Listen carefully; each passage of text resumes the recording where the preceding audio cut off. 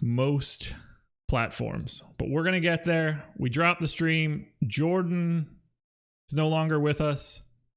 He's alive, to my knowledge, but stream is no longer with us. I am trying to find out what link we're going to pop back up on, and then we'll be able to dive back into this. 42 minutes to go. Okay, we are live. We are back. Let's see if we've got anybody in chat just yet, because I need this thing to pop up first before we can get going and then dive into Cubs Marlins, which should never be a playoff series. All right, 3 concurrent viewers, 1 like. So somebody's a nice person out there, hitting that thumbs up immediately, coming in the door on the new link. John Musto, welcome to chat. You are the first person back. Let me grab this link so that people can tweet it back out. There's one for the news god.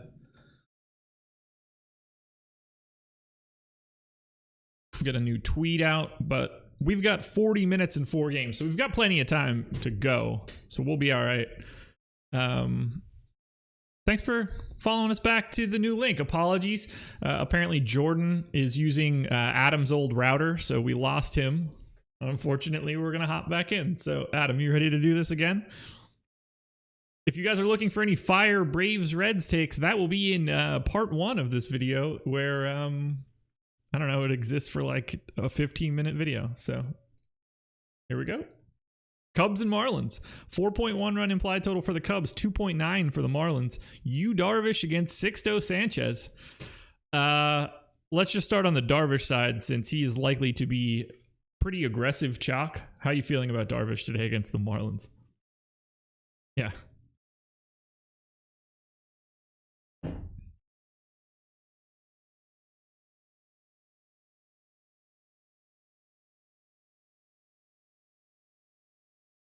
Yeah.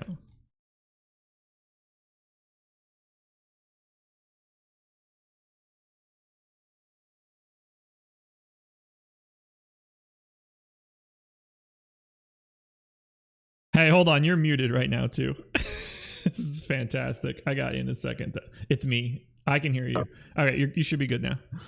So start over. Yes. Talk to me about Darvish. Really good matchup against Miami. Obviously, lowest implied run total on the slate, below 3. Wind's not blowing out in Wrigley today like it was yesterday, so that's beneficial. And then, Darvish just really turned a corner at the end of last season, carried it over into this season. Used to be a pitcher that had really good strikeout stuff, but would give up home runs and walk a lot of guys as well, so you never really knew what you were going to get. Now he's just a guy that strikes out a bunch of people, doesn't walk guys, and doesn't give up home runs. So really no reason for me to want to get away from Darvish. He's not overly priced. We talked about it yesterday on the 8-game slate. The DraftKings kind of had cut like the top pitcher pricing off and cut off the bottom, and everyone was kind of just like lumped together in the middle. More or less the same thing today. Only paying $9,700 for Darvish, you're still going to be able to get the bats that you want. If you need to save money at SP2, you have a $7,500 Ian Anderson that we already talked about. It's not going to be tough to roster good lineups with Darvish. So I expect him to be really popular. I don't really care. Pitching isn't the spot where I tend to look to be, contrarian for no reason. So 31.3% strikeout percentage for the year, sub 5% walk percentage facing Miami. There's nothing for me not to like about Darvish. So there was a section of when you were talking where I was just doing the normal, not listening at all to the context of what's coming out of your mouth. So if you already said this, my apologies. If you have to pick between the 2 pay-up options today, is it Darvish or Kershaw? I think it's Darvish. Okay. I think it's you can debate it. Like if there probably shouldn't be a massive ownership gap, but I do think that Darvish has a little bit better strikeout stuff and a little bit better matchup. In hindsight, I should have just not mentioned that I wasn't listening to you and then just asked the question. But I didn't want to get put on the spot then for not listening. So it's easier to just take the L immediately. Any Sixto Sanchez against the Cubs today? Not unless he's going to be really low owned. I mean, I think I'd rather go to Ian Anderson against Castillo or against the Reds. Yeah. If I'm paying down. I would agree there. And obviously Woodruff's going to be picking up a lot more ownership at the bottom too. Yeah, look, good for the Marlins in making this broken MLB playoff field, and it's not like Sixto Sanchez is bad, but It's the Cubs, it's the playoffs, it's the Marlins. I don't really think that's going to be the spot that I would like to go. I think there are better options with a little bit more upside than I keep expecting firing Sanchez's away. numbers to be better because like he had several really good starts when he first came up, but like he just got so much hype within the DFS like Twitter community that every time I look at his actual stats where he has a 20.9% strikeout percentage, I like expect it to be like 8% or something. Ochi Blue in chat, is Sixto broken? Guy was throwing fire his first 2 starts and now oof. No, he just wasn't a Hall of Fame pitcher from the time he was brought up to the major leagues. That'll also do it. Let's dive into the Cubs side here because I assume Cubs bats will be, I don't want to say the more popular because these cheapo Marlins guys are going to pick up some ownership as well, but at least like the more popular talented guys, Happ, Rizzo, Bryant, Schwarber, Contreras, all in the teens essentially from an ownership perspective. Ah, man, I'm so happy I bit my tongue there. What do you like from the Cubs? They look like a fantastic stack. Yeah, they look good. Sanchez has done a good job limiting power, 0.69 home runs per 9 innings this season. But you do have power in this Cubs lineup. I think that looking to Ian Happ leading off at 4K is a pretty good value. Schwarber's cheap at 3,700. The stack in general is cheap, so definitely something to keep an eye on the ownership because it's a stack that I think could get kind of pushed up a little bit because of how cheap they are. But looking to Schwarber and Happ and Rizzo, I think is good. Yeah, that to see these guys in like the low 4s or like Schwarber even at 3,700, these prices are just weird. Yeah. Like I love Acuna. I don't think that Acuna should be $2,000 more expensive than Kyle Schwarber. Agreed. That's just kind of a crazy price tag. FanDuel's even more aggressive. Happ, Bryant, and Schwarber all at 20% or higher in terms of ownership. Javi Baez, $2,900 at shortstop, 16% owned. The Cubs are going to be, pretty popular, and they should be. There's a lot of upside here. That's what happens when you play the Marlins. Speaking of the Marlins, are you interested in any part of this game from Miami? Is this a spot you want to get to? Do any of these bats stand out to you from a cash game perspective, which I think is the more likely scenario? $2,800 Dickerson is fine if you need the savings. I'm just not sure how much you're going to need it. I do know Dickerson got a good amount of ownership yesterday on the 8-game slate, so I'd assume he gets some today too, but completely different conditions too without the wind blowing out here. Looks like it's only supposed to be in the mid-50s or 60s. It doesn't look like great hitting weather. Darvish, as I mentioned before, not having the power issues this year that he's had in the past. Against lefties this year, a 142 expected ISO. There's not much I'm really interested in from Miami. It would be different if like the pitching were more expensive or something but it's not. And if you're going to Miami, you're not going to Darvish, so you're not even getting the most expensive pitcher. So I don't really see it. 36% chance right now that the Cubs get sent home today by the Miami Marlins. That's insane. Not 36%, just that they get eliminated by the Marlins. Right. Oh, so wild. Yeah, Dickerson, Aguilar both grayed out as, solid plays relative to their salary. Dickerson and Birdie picking up ownership. So I think those guys are both viable from a cash game perspective if you're, just trying to roster your best bats. But if I'm stacking this game, I'm certainly stacking the Cubs side of it and just hoping that Miami doesn't move on. I don't have anything else for this game. Cubs right now getting third highest aggregate ownership on the slate. But warranted too, I would say. Yeah. Oakland and Chicago White Sox edition, 4.3 run implied total for the A's, 3.7 for the White Sox, because I believe I'm just creating that number out of thin air. I don't see a line for this game. Do you? Do you see starters for this game? I know what I saw on Fangraphs. Have you seen anything different than Fiers and Dunning? That's what DraftKings says. Okay. So we're going to go ahead and assume then that this is Oakland and Chicago. Mike Fiers, Dane Dunning, and Fiers is 6K, Dunning 6,800 on DraftKings. The better question then is, do you roster either one of these guys? I don't think it's really necessary. I don't really know what I need to go that cheap at pitcher for. Yeah. And then on top of that, it's not a good matchup for either guy. It's also supposed to be really warm in Oakland today, so the ball should carry a little bit better. Still a good pitcher's park, especially because of the foul territory, but I don't really see the need to roster either pitcher. They're also it's two pitchers where I would assume they're going to have pretty short leashes. Jason and I had talked yesterday. Jason mentioned that in the playoffs, managers will tend to have shorter leashes on their starters, and I pointed out that it depends on who the starter is. Like some guys will have much longer leashes because they don't want to take them out of the game, and but other pitchers will have much shorter ones. Dunning this and is the Fiers, short one. Yeah, both of them. If they put a couple guys on base, they're done. Like I don't think if you're in like the third or fourth inning, it's second and third, one out, these guys are done. So I don't really see getting to them. Yeah, the Darvish, Kershaw, Castillo guys are much more likely to be able to pitch through any sort of trouble. Depending on, you could have a manager that is a little bit smarter than others to get them out a little bit earlier. But yeah, the Mike Fiers, Dane Dunning guys, you're not going to get a very long leash. You might not get a leash at all. It might just be like a hand wrapped around the collar. That's just it. You don't get an opportunity to fail all that much. I was actually, I'm guessing you didn't watch the Dodgers Brewers game last night? Every single pitch, man. Well, Brent Suter kind of turned into Rick Ankiel, sort of. Ooh, okay, so now I'm interested. Now we're talking. He became a really good hitter? Nothing to the backstop, but okay. Coming into that start, he had walked 5 guys this season. He walked 5 guys last night in like an inning or 2 innings. He walked 4 in the first inning, including walking in 2 runs. But anyway, I was going to say that they actually gave him a longer leash than I expected. We have enough time. There's 30 minutes left. We've got more than enough time to do this right now. Why do you think we don't see this more in other sports? Like, I guess we can count faults, but we don't really see it at all in NBA. Like, we don't have quarterbacks that suddenly just, fire it dead right. Yeah. Why is it because of the precision?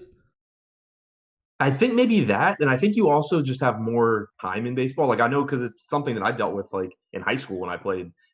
I just came out of nowhere and I never really could get past it. But it was always for me like the routine plays. I couldn't make the throw, but like if I made like a diving play at shortstop, I had no problem getting up and making the throw because like I didn't have time to think about not screwing up. So I don't know if maybe that has to do with it. Like in football, if you're the quarterback, typically you're not just like standing around thinking about how you can mess up. You're kind of just like making quick decisions. Same with basketball, whereas baseball, like you have all that time where, if you're pitching, obviously you're thinking through it on the mound. If you're playing a position, you have that time where the ball's coming to you and you're thinking about not screwing up. So I don't know if maybe it's just like having a little bit more time to get in your own head. Yeah.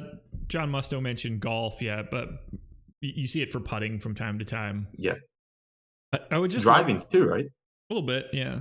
That one's, I think, probably a little bit tougher just because you're so, like, what you do when you're driving is so prone to extremes. Right. Like Clayton Kershaw doesn't miss the plate by 25 feet, like, high, ever. But every single person, like, snap hooks a drive from time to time. Yeah. I don't. My guess is just having a little bit more time to mess with your own head.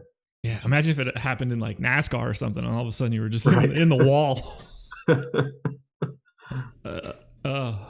don't know. Makes me think. I wonder if anybody in like darts ever got it, or tennis. It's clear over the fence out of the stands. Now I can't stop thinking about people getting the yips in other sports, which is just what everybody wants. Okay, so obviously playing in Oakland, not exactly a great spot from a hitting perspective. We are getting a little bit of ownership coming into Oakland. We're getting all of the ownership coming into the White Sox. This entire team is picking up massive, massive ownership. I get it, but it seems like way too much. Am I crazy here? Like, I understand why they're good, and I think they're good too. I can't believe that everybody should be 25% owned or 20% owned or whatever it ends up being as an average. 19 aggregate. Because Mazara's at 1 for reasons that aren't real. Right. I'm there with you. Like, I think the White Sox are the best stack going against Pirates. I don't think that they should be that popular. It's still baseball. It's still not a great hitter's park, despite the weather today. I would love to get to the White Sox, but it's the ownership's probably higher than it should be. That said, it is a pitcher in Fires that has some issues with home runs. 209 expected ISO to lefties this year, 169 to righties, doesn't strike guys out, and you just have power top to bottom in this lineup. So I love the White Sox, but probably going a little overowned. Yeah, it's like, I love Grandal. The dual eligibility is super helpful. The price tag super helpful. 31% owned. I just don't think that he's going to be that option for you that frequently. And this aggregate ownership will go up when Nomar Mazara gets additional ownership. Like, he will not be 1% at 2,100 if everybody else is 15 to 30. I guess there's nothing to really look into from like a pitching perspective of leverage or anything like that. Who is the host now? Tom. Oh, yeah, Jordan, you got to beat it. Yeah, there you go. I didn't realize that we were still in that link. I should have switched it. It doesn't matter. Is Eloy in today? He is in the projected lineup for us right now. So I'm assuming yes. Every single White Sox bat looks good to me, except for Nick Madrigal. And it's not like he looks bad, but yeah, everybody else basically has a 200 ISO too. Yeah, I've been playing Madrigal like every day, which hasn't really been fun. But yeah, I mean, they all look good. It's just you need to pay attention to the aggregate ownership of your lineup. Like, if you're going to the White Sox, you probably should be doing something unique somewhere else. Is there any reason to just go to Oakland instead? Are these two teams so appreciably different that it should look like this? No, I think Oakland should be getting ownership too. I mean, if you're factoring in the hitting conditions being more favorable than normal, that obviously applies to Oakland as well. It's a team that has a lot of power. They're not the White Sox. Missing Matt Chapman makes the lineup less appealing as well, but this team still has plenty of power with Olsen and Kana and Semi, and La Stella's a good hitter in general. Laureano's got power. Lamb's got some power. So does Piscotty. Like, it's still not a lineup that is easy to get out or that lacks upside. So I think that taking some of that White Sox ownership and giving it to Oakland does make sense. Right now we have Oakland being slightly underowned relative to top stack percentage. So, Dunning has been good in, his time in the majors this year. He comes in with a 24.5% strikeout percentage, a little over 1 home run per 9 innings. He's not a pitcher that I'm, really looking to target against in general, but I think that Oakland does have just, a lot of power in their lineup. Rob White asked the question, is ownership percentage less of a concern in cash games? I would say that it is the same concern as it is in GPPs. Opposite. It's just right. Correct. It is equally important, but you want it differently in a cash game. Like ownership, or tournaments, you're looking for guys with similar ranges of outcomes that are lower owned than someone else. In cash games, you should be using ownership kind of as a tiebreaker, but you should be paying attention to it, but looking for the higher owned guys. Because if you have two guys that project, about the same and have the same range of outcomes, you shouldn't be looking to take a stand on the lower owned one when there's no benefit to getting first place as opposed to like 10th place. Right. You don't gain additional money by winning your 50-50 or your double up. Right. So there is that. Ultimately, use it sort of as a proxy to see like if your projections make sense. If you run an optimal and every single person is 0.1% owned, there's a decent chance that your projections are off. Yeah. Do you have anything else here for Oakland and the White Sox? Give me your favorite bat from both teams. From Oakland, Grandal, because of the dual eligibility, like you said. Also, he's just inexpensive at 4,200. Encarnacion at 30. Man, it could be Robert too. So I would say Grandal, Robert, Encarnacion from the White Sox. Yeah, Encarnacion 3,300 is just a farce of a price, and Lou Bob at 3,100 also fantastic. Yeah. On the other side, I would say Matt Olson. Dane Dunning has had more issues with lefties than with righties, and Olson's clearly the best left-handed hitter in this lineup. Now that we are on a new link, we still have 135 people. No, we have 264 people in here. That just refreshed as I looked at it. 50 likes, though. I know you were going to hit the thumbs up on the other video. Now you get the chance to do it twice. So please hit that thumbs up. Helps us out a ton, especially on days where we lose our primary video. Moving it along, Padres and Cardinals. 4.7 run implied total for the Pods, 3.9 for the Cardinals. Zach Davies against Adam Wainwright. And if the Padres are lucky, Zach Davies will make it to his start because they are dropping starters like flies. How do you feel about either Davies or Wainwright in this matchup? So I'm Partly depends on how the Cardinals lineup looked for Davies. I'm expecting it to be pretty lefty heavy. They have, they have a decent amount of switch hitters on this team, and then Carpenter and Wong are left-handed. Davies changed his pitch mix this year, started throwing his changeup to righties a lot more frequently than he had in the past, and the result's been a 28% strikeout percentage against righties, still only 16% against lefties though. So I'm expecting to not really get to Davies here. I don't think it's totally necessary on this slate anyway. Like, you have Anderson for cheaper, you have Woodruff, obviously, that we'll talk about, and then Kershaw and Darvish aren't that much more expensive. Castillo is about the same price too. So I don't really see a reason to get to Davies. It's more so how I view the Cardinals, I guess, based on their lineup. And as far as Wainwright, I don't see the need to go there either. The Padres are one of the most dangerous offenses in the league, I think, and Wainwright is not the Wainwright of 2010. Yeah, or 2000 at this point. Right. Dude's been in the league forever. Yeah, him and Yachty, I remember them playing in the World Series when I was like a freshman in high school. Just these guys have been around. I remember Adam Wainwright's name since he was like 18 years old. Now I feel like he's 48. Drafted by the Braves, right? Yes.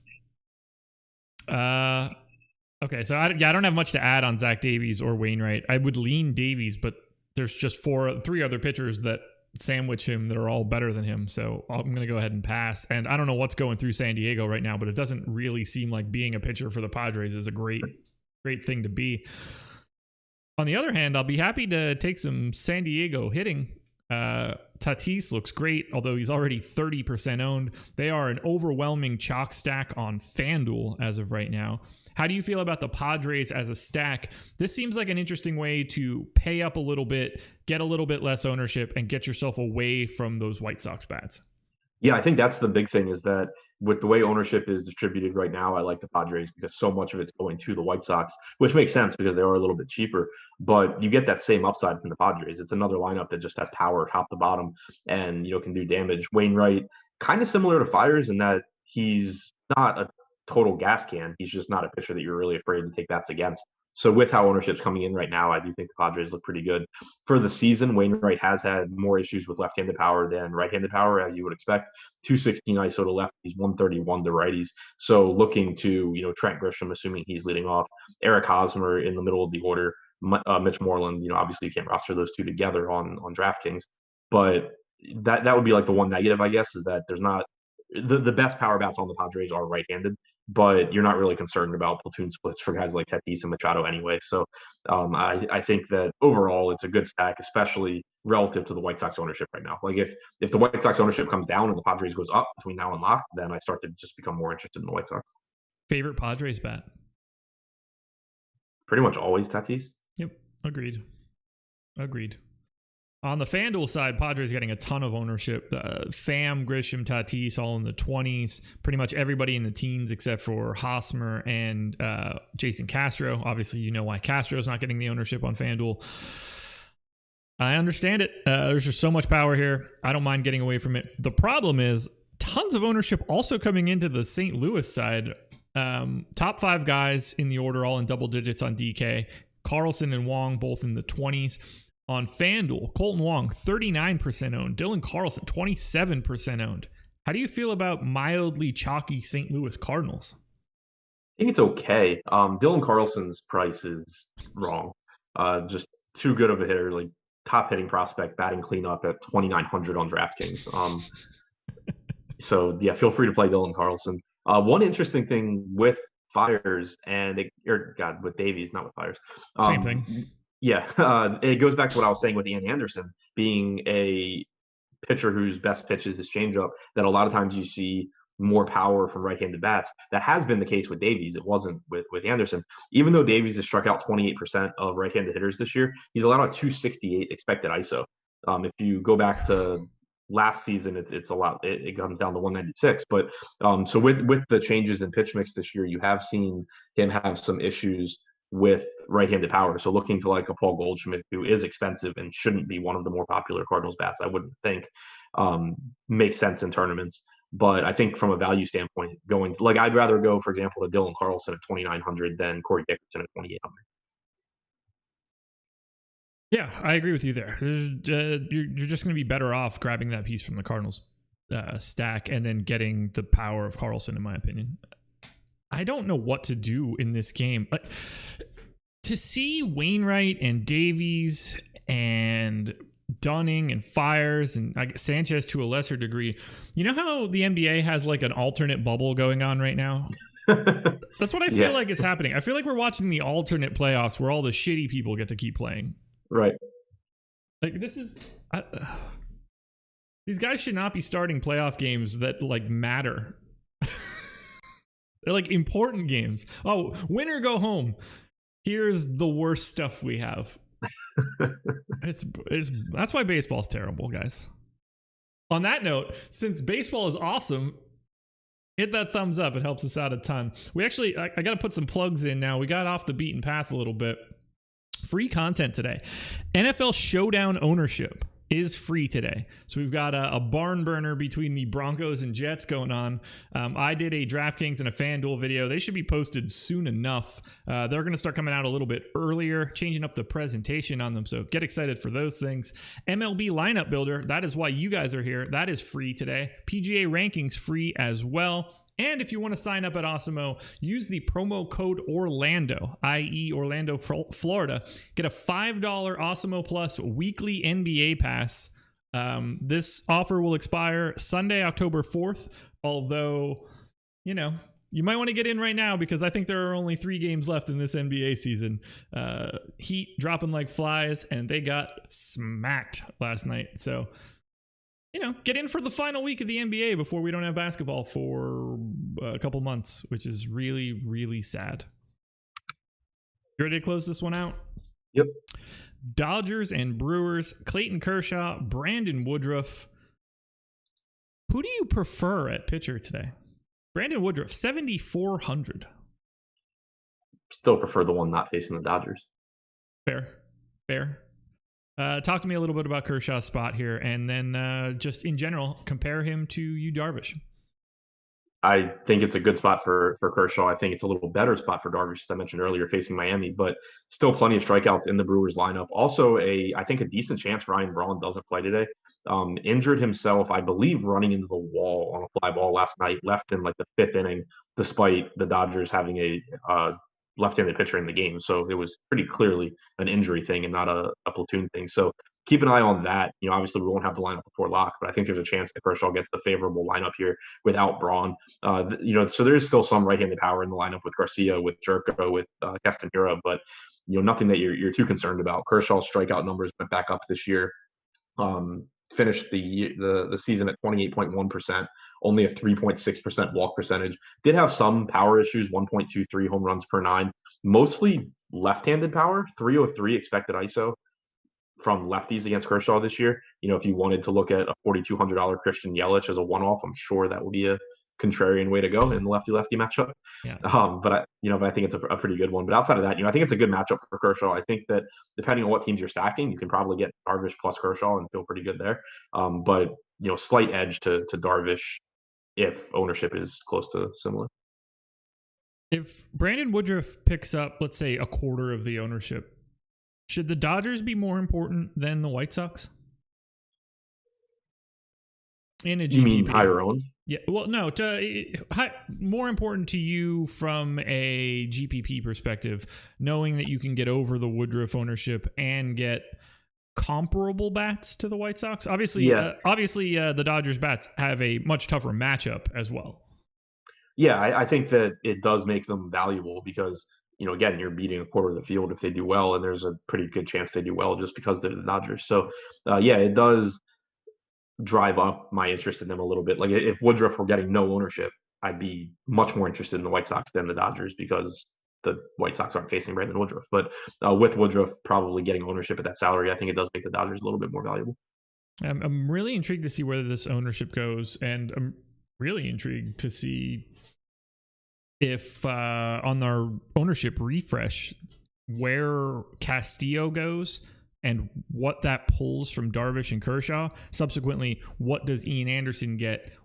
How does that affect Brandon Woodruff? Because if Brandon Woodruff stays at 33% ownership, that makes me like the Dodgers just a little bit more because you can pick up a little bit more leverage on the field. Yeah, and as good as Woodruff is at getting strikeouts, he did get touched up a little bit for power this year.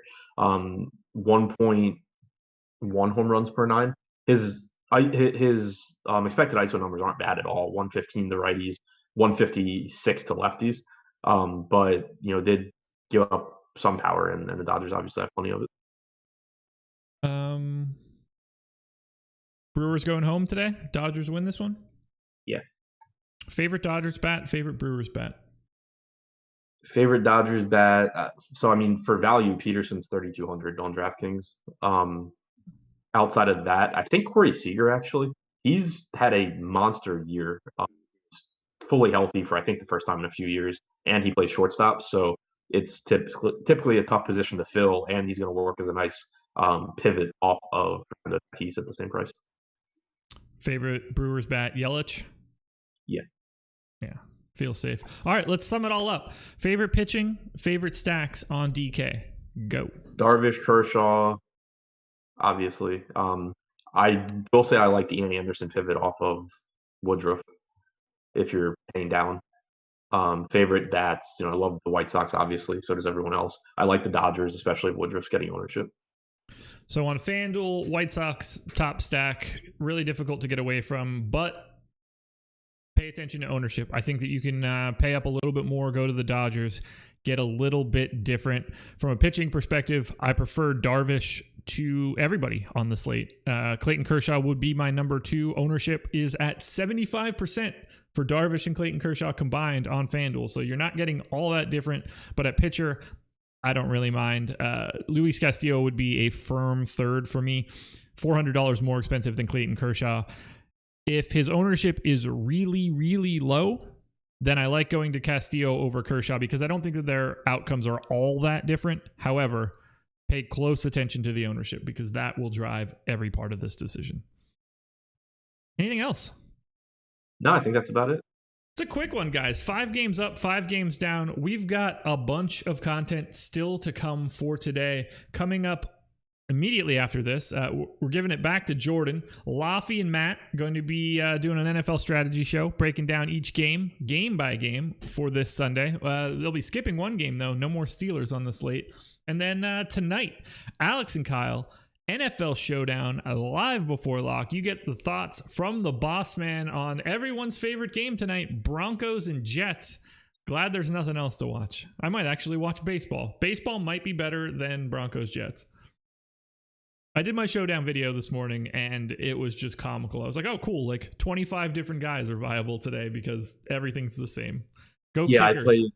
I played some Monday to, what's today, Thursday? Yeah, so I played the Monday to Thursday slate, and I have a couple of good teams, and now I'm just looking at it like, so I need to optimize around the Jets game, but I don't know how to optimize anybody from this game. I don't think that there's a way. Kickers, man. Kickers, which are not relevant to you. Yeah.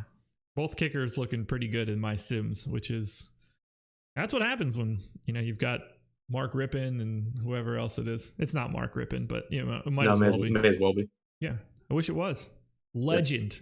Redskins legend. God, I love that dude. All right, that's it, guys. Please hit the like button on your way out. Subscribe to the channel, notification bell. You guys know the drill. Let us know in the comments section, who is your favorite stack for tonight's slate? MLB will be back tomorrow. It won't be you and I, Adam, but we're not going anywhere for baseball for a bit. NBA, few and far between, but baseball here to stay for at least a couple weeks. So good luck tonight, guys. We are out of here.